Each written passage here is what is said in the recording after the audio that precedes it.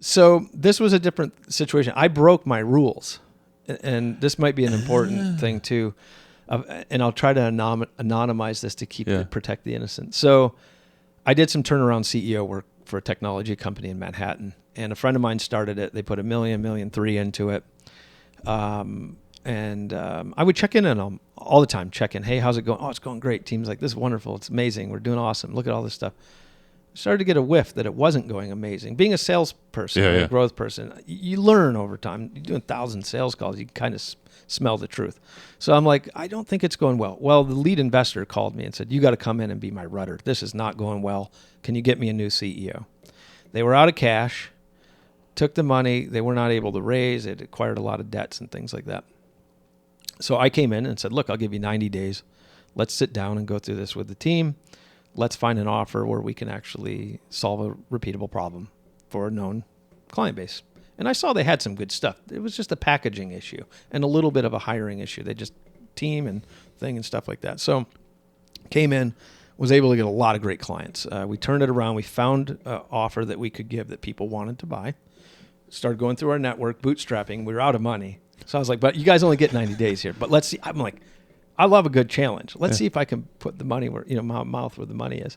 So we did it, and we went and met with LG. We got LG as a client. We did the big Times Square screens where we did a contest and text in, and you could win a home theater for your house and all this Bluetooth speaker stuff. Kind of cool to have that right out of the gate.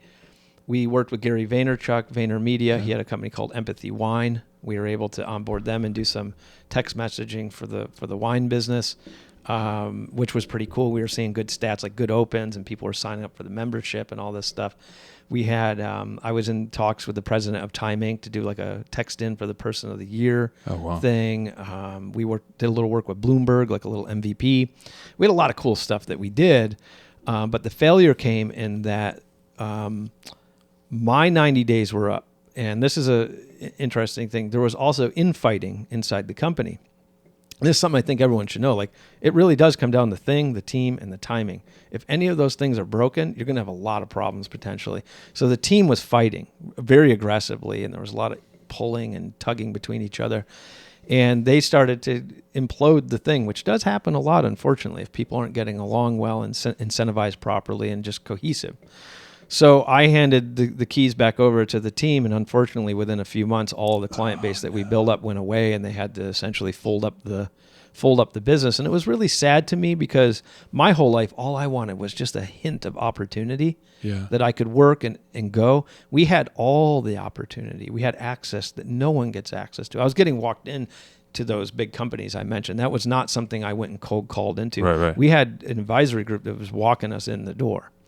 So it felt really sad to see it just go away when it could have been amazing. Like those names I mentioned, I bet you there's people that will watch this that'll say, how could you? Right. How dare you let those go? Yeah. And it just felt sad. It felt like, man, all this work, all these good people, all these smart people helping people, and it just poof.